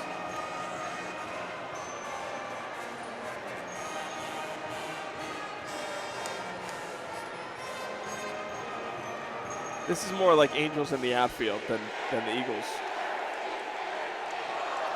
E-G-L-G-E-S-Q. E-L-G-S-E-S.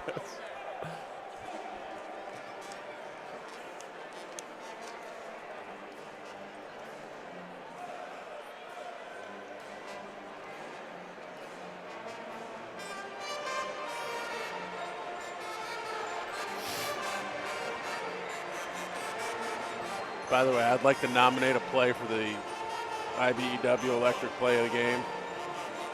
I want to make sure everybody's listening when I nominate it. All right. Everybody listening? Nobody's listening. Got 5 seconds left. I'm doing it live.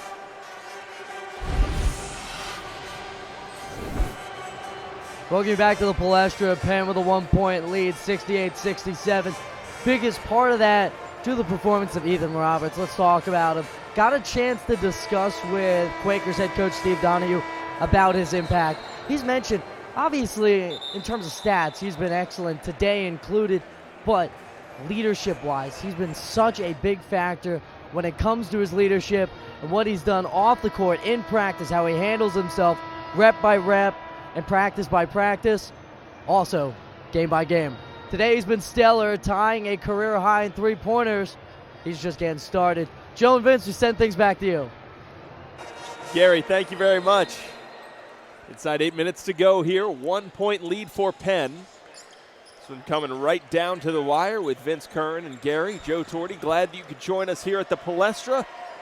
It's been quite a ride so far. Sam Brown. Little razzle-dazzle here on the way to the hoop. Brown muscles it up and in. Sam Brown, 8 points. Oh, we just talked about it about 30 seconds ago. It felt like Sam Brown needed to get one in the air, and I think when he has Lilly on him, he feels confident that he can score over the top. A nice job going off the bounce and finishing with that left hand. Cooley into the lane. Big step across. Dabo has it knocked out of his hands by Roberts. Spinoso jawing at the officials on the way up the floor. Now a foul called here. And Vince, between the two of us and the audience, I think Williams may have gotten bailed out a little bit here. You think? He goes behind the back right there. Not saying it wasn't a foul. Yeah, Dabo's just going in that direction and ends up just crossing the path where Williams is heading. So we got that electric play of the game at the end, right? Yeah, I've heard of this. Yeah. I have a nomination. Okay. The fact that you caught that ball coming our way, that is my, without crying, because I saw the eyes well up a little bit. I'm a gamer, though. Right? You know, I'll battle through anything. You didn't cry. Missing the front end there. And Vince, you talked about it. 1-and-1s have kind of been a bugaboo a little bit here. Brutal. Like there have been a ton of front ends this year for Penn from good free throw shooters in big spots. Boy, they running the old 1-4, hit the elbow, one guy dives, another guy dives. Nice take by Rochester all the way down the lane. Okay, Rochester. Cuts the Penn lead once again to 1. Spinoso not the only one that can go off the bounce. He goes side to side on Gerhardt. And no help shows up. Roberts around a screen, takes a tumble, and these are hard minutes for Ethan Roberts. You can see every time he doesn't have the ball, he's checking his hands, elbows, taking inventory of the damage. I think he knows we're in free throw territory. So the more physical he can be down the stretch, he knows he's going to the foul line every time. Cooley and Rochester now each with 3 personal fouls. Here's another 1-and-1 in a big spot from a very good free throw shooter. This time he reins it in. Be careful, he almost steps over the line early. There's Mike Martin. Good thing about tonight for Mike Martin, it's only a 55-minute ride to Princeton. Bad thing, everything's going to be close because Princeton's dead. Roberts, 81% from the line hits there. There's nothing to do. Come on. Plus, it's raining here in the Philadelphia area. It's raining men. Hallelujah. Well, I mean. Who is your favorite weather girl, Joe? That's the real question. In which country?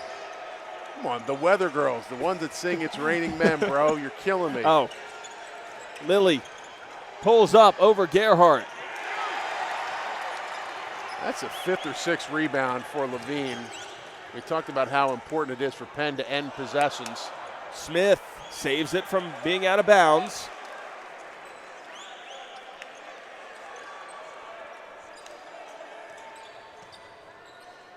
Now down to 10. Here comes the ball screen. Gerhardt puts it on the deck. Offensive foul. Heads up play by Rochester to draw that one on Gerhardt. 4th foul on Gerhardt. Each time it feels like Penn is about to put a little space between themselves and Brown.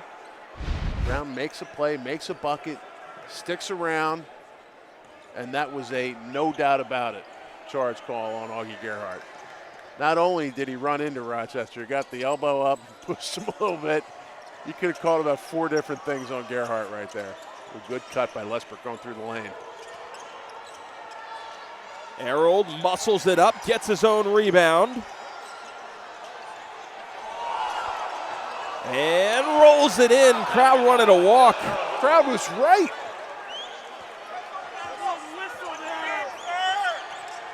One-point lead for Penn.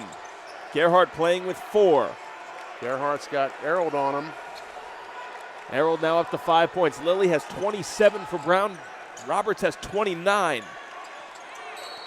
Draws the foul here. That's going to be number 4 on Rochester. And Roberts to the free throw line. This will be the last 1-and-1 shot of the day for Penn. Starting to feel like that Fordham-UMass game, Joe. Think free throws are incoming here? Holy cow. Seems like every possession, pushing, shoving. And by the way, crowd wanted to walk on Harold. There is no doubt about it. All right. It's not even close. Of course, Mike's going to call me and say, Vin, man, you got that one wrong. Another Roberts. 1-and-1 from a good free throw shooter in a big situation. Very uncharacteristic there. Impossible to explain because these guys are good free throw shooters. They make them in big situations. 1-and-1s have been a problem. Active hands inside. Good protection and a muscle up and in. Cooley in a big spot. The senior gives the Bears back the lead. Roberts ahead of the pack. Challenging. He can't score. Lilly gets the rebound. I think Roberts a little worried about Lespert blocking the shot. He doesn't need to worry about that. Lespert not a shot blocker. Cooley on the wing. Lilly eyes up Brown. We've now entered the Toyota RAV4 to play. Lilly into the lane, to the rack, he lays it in. 3-point lead for Brown. Penn had done such a good job of forcing Lilly left. He forces it back right and is able to get all the way to the basket. Timeout called by Penn, 3:39 left. 2 timeouts remaining for the Quakers. We'll step aside for a breather. Brown, largest lead in a while. It's 3.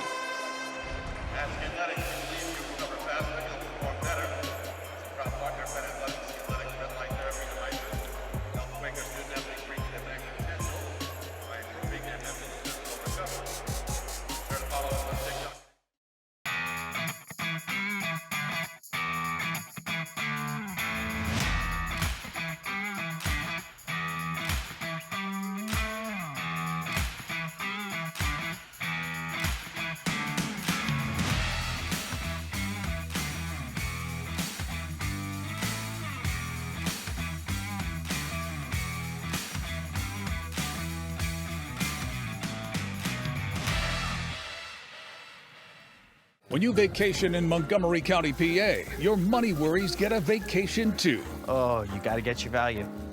Feel free to explore the soldiers' huts. Free? $4, that's it? Keep the lettuce coming, Diane. Parking is free! Hey, it's free! With so many affordable things in Montgomery County, go ahead. Freak out.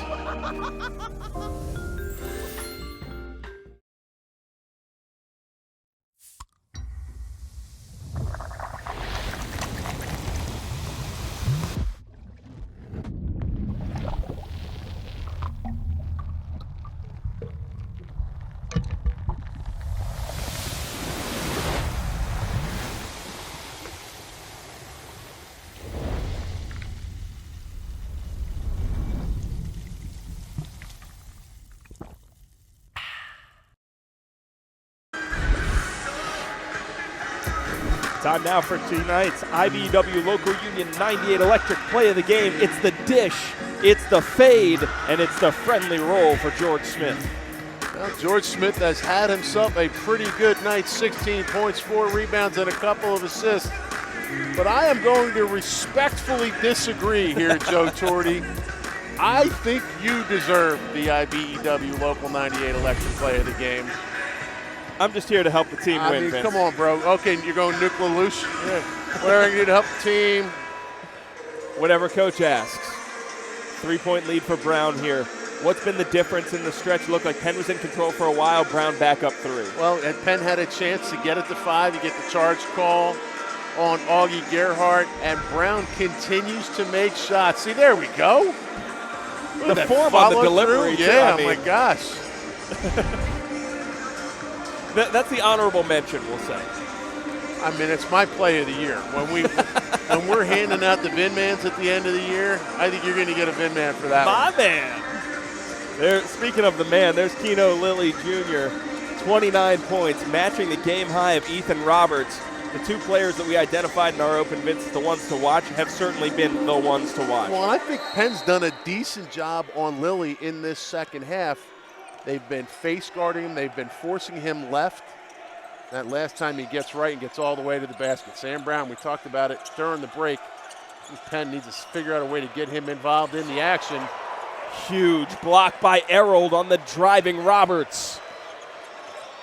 Remember that play. Lilly gets it in the air. Bang! He drills it. 6-point lead for Brown. Largest of the second half since halftime when they were up 10. The catch and shoot variety. Lilly gets one going right, gets to the basket, finishes, and just a quick catch and shoot right there. Brown muscles it up, can't get it to fall. Cooley comes down with the rebound into the hands of Lilly, who's hit 8 3-pointers in this game. That's a career high for the senior. Penn looking for a stop here.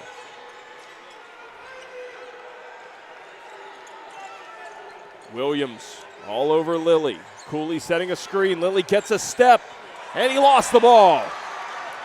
Roberts in transition. Smith, yes, finishes with the right hand. That's the way you draw it up, right? Transition. Roberts tries to get back to the middle. Ball pops out.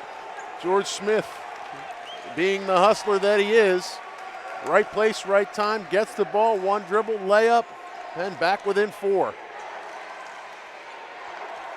Almost 2 minutes to play. Rochester.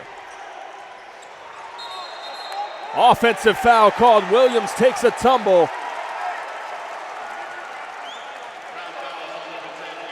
It's going against Kino Lilly Jr., who has 32 points. Picks up his second foul of the game. Well, now Penn has a chance to do to Brown what Brown has done to them. Each time it looked like Penn was going to put a little distance. Brown makes the play. They're gonna, I think Williams kind of buys that one. They call Lilly for shoving Williams. Brown was almost in this exact same position against Dartmouth, except they had the ball right around this time.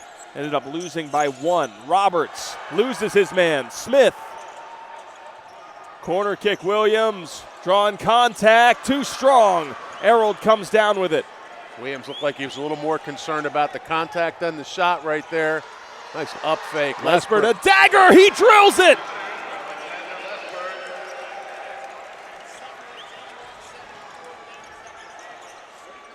Roberts gets a 3 in the air of his own. Errold, another monster rebound, and Spinoso called for the foul. Errold has been a man possessed on the boards. That's number 11 on the day. 1-1 here for Errold.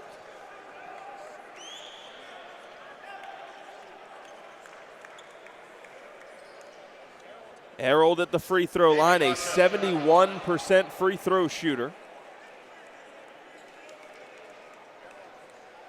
1-1 coming up here, and we've talked about Penn's struggles in 1-1 situations.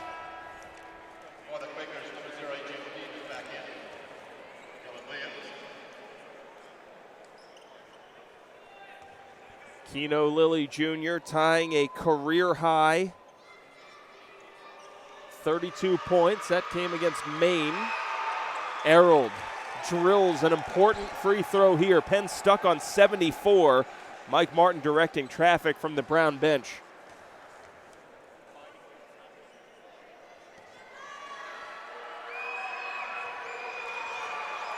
Errold, the senior from Boston, drills it. 9-point lead, Penn in trouble now. Brown, unchallenged to the rim, lays it in. Now timeout called by Penn. They have 1 timeout remaining. How do you game out this last 1 minute and 2 seconds here? Well, the good news if you're Penn is you have 2 more 1-on-1 opportunities. Now, Mike Martin is going to get his lesser free throw shooters off the floor. You would expect the ball to be funneled to Kino Lilly or Lesbert, a couple of the really good shooters to get them on the line for 1-on-1. But if you're Penn, you're going 1 trap. If you can't get a deflection or a steal, you're taking a foul at this point. Speaking of the good free throw shooters, that's one of them, Kino Lilly Jr. 8 3-pointers made, that's a career high. 32 points, tying his career high that he notched a couple seasons ago against Maine. And he has certainly been a catalyst in the second half. Been adjustments to the adjustments made by Steve Donahue. And Lilly has gotten free late. And you can't say Penn hasn't had their chances in this game. They had a lot of momentum. They had a couple of chances to get a little distance between themselves and Brown. A couple missed one-on-ones, turnovers. And then late there, Lilly, they had done a really good job of pushing left for most of the second half. Beats, I think it was Williams to the right, gets all the way to the basket, gets a layup, and starts to, all right, it's starting to go my way again, gets a catch and shoot three on the next possession. Based on the stats, the inbounder, Cooley, is the one to foul at 60%. Lilly, not so much at 81, and he goes to the free throw line now. Like Ethan Roberts was trying to pass off Lilly as he came up. I think he has a clean look. It just inbounded straight to him. Now Lilly. Almost looked like if you're trying to funnel the ball to somebody. Right. Right, they just passed off Lilly, but obviously he's not the one you're trying to funnel the ball, right? He's an 80% free throw shooter. Second all-time leading scorer at Brown, all-time three-point maker.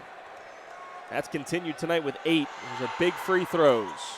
33 points, new career high for Lilly.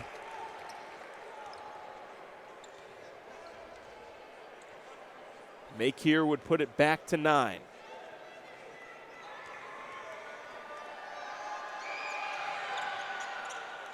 Able to make there. Penn getting on their horse with Sam Brown.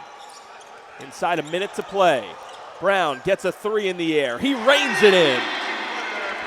Cuts the lead to 6. Final timeout called by Penn. Is furious about that back screen by Nick Spinoza, saying he lowers the shoulder. But that's what gets Sam Brown that wide open. And here we go again. You're in the same situation. You're going to need to funnel the ball inbounds, try and get 1 or 2 traps or deflections, and then take a foul right away. And if you're Penn, I mean, frankly, I face guard Lilly right here and try and make somebody else go to the line and make a free throw. We catch the tail end of that screen from Spinoza. Couldn't quite see whether he lowered the boom or not. The way that these two teams have shot the ball tonight, Vince, this one's far from over with 54 seconds left, even being a 6-point game. But well, you're going to need a couple of missed free throws if you're Penn. And you know Mike Martin is going to have his good free throw shooters out there. He's going to try and funnel the ball to those guys. For the record, on the bottom of your screen, it says Brown fouls 0. That's actually 10. So they're in the double bonus. They'll be shooting 1-1. Penn, like you said, with 8 fouls. And now you think, right, of the missed opportunities early in the game. You think of the offensive fouls committed by Penn. You think of the missed front ends of 1-1s. If it's going to be tight here at the end, those are the moments you're going to point to. Well, give Brown some credit because they got down 3 and they fought their way back. Lilly finally got to his right hand in the second half, got that finish at the rim, and then, as I said, makes the 3 on the next possession.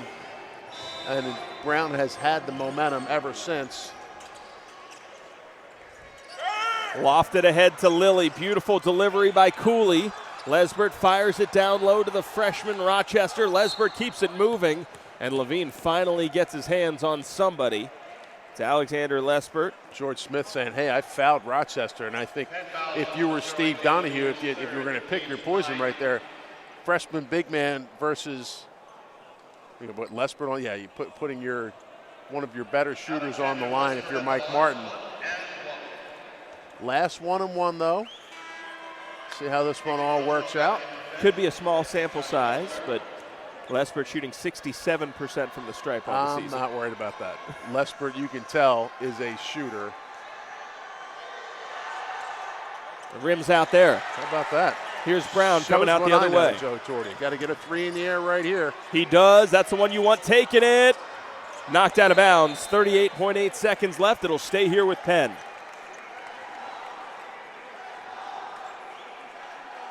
You need to do the same thing again. The officials trying to call Penn over to get them to inbound the ball. Penn calling a play This is a corner three or top of the key three. You don't, I mean, I don't play for two right here. I know some guys will say get a quick one. Williams checking in for Levine.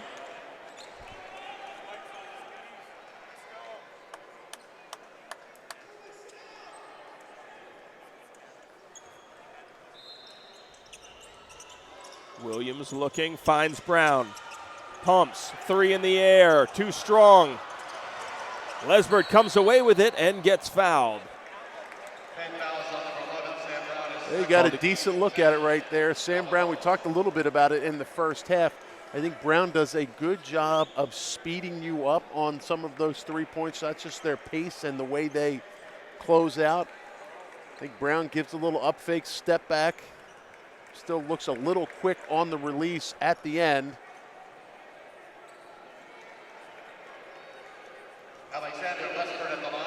Lesbert at the free throw line. He'll shoot 2 here. Missed the front end of a 1-and-1 moments ago. Confident looking stroke that time. Yeah, Lesbert just a good shooter. Brown looking to pick up their second Ivy League win.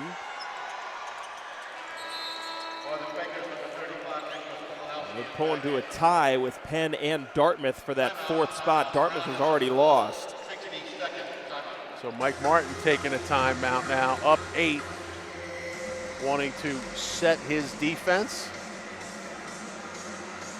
And you saw Nick Polanowski coming in for Penn. Steve Donahue trying to get 3-point shooters on the floor. And after a hard-fought battle like this, no rest for the weary, right? Penn taking on Yale tomorrow here, and then Brown making the trip to take on Princeton. Yeah, this is the way it used to be, Joe, back in the day. Yeah, way back then. Ivy League weekends. I, of course, am a proponent of that. I'm a big fan of let's go back-to-back. I think spreading the league season out where you have one game in some weekends. If I want to see Kino Lilly, I'm going to get to see him once in 13 days. That's no good, right? You need to get – there needs to be a fix where the league schedule is better managed. And I know it's hard because of big leagues and not being able to get league games in January. You know my solution. Poach them, Joe. Poach them. Go get Army and Navy.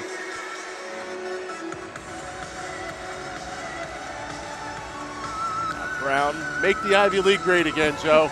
That's the official name of the plan. And while you're at it, take back the Panama Canal. And the roll it all in. The Spruce Street Bridge is coming back our way, too. Taking it back from the city of Philadelphia, the South Street Bridge, I'm sorry. Into the corner for Smith, a desperation 3, and a foul called on Roberts. And that's going to just about do it for Penn's hopes here. Second foul called on Roberts. That one right there, Smith gets it in the corner, and it's another one. He just looks a little quick on the release, and I know you're running out of time. This isn't a criticism at this point, but I'm giving Brown credit for speeding Penn up on some of those threes down the stretch. Cooley stepping to the free throw line. Smith with 18 points. Roberts stuck on 29.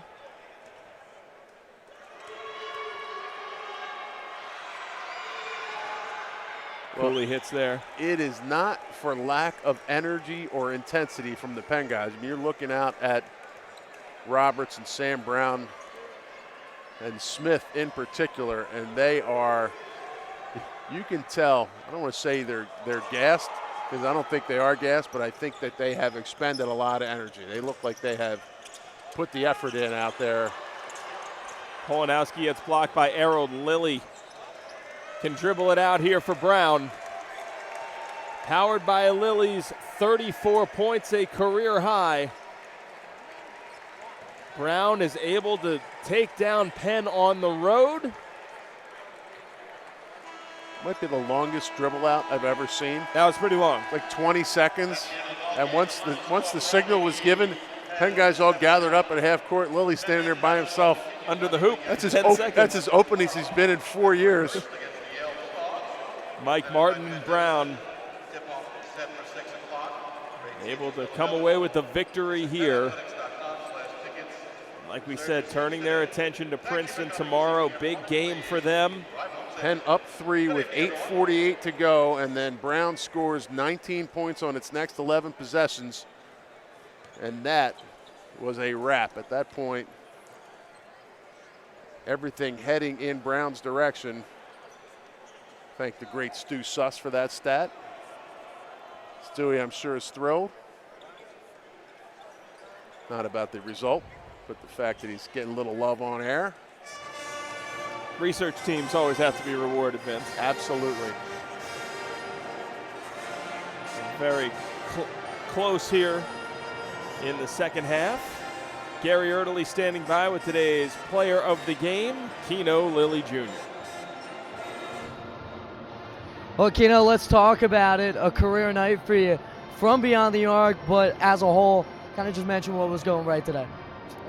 My team was finding me and shots was going in. It's hard to explain, but it was an out-of-body experience, so it was amazing tonight and a great win for us. Well, then kind of talk about this one as a whole. Coach kind of mentioned earlier in the week that this was supposed to have a little bit of a playoff atmosphere. Kind of felt like that, how it was going back and forth. Kind of mentioned that, the back and forth, the intensity of this one. I mean, they play hard, they play physical.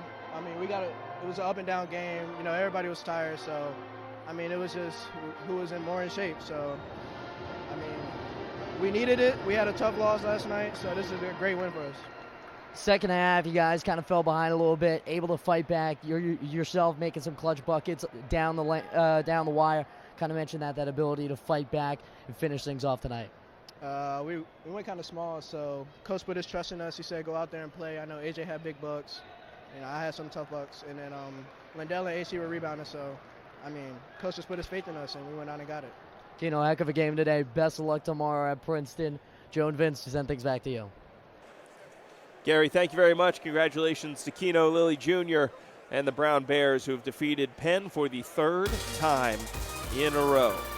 Quakers back in action as well tomorrow. They take on the Yale Bulldogs here in an Ivy League back-to-back weekend. For Vince Curran, my partner and cheerleader, this is Joe Torti saying so long. We'll see you next time for more Ivy League basketball on ESPN.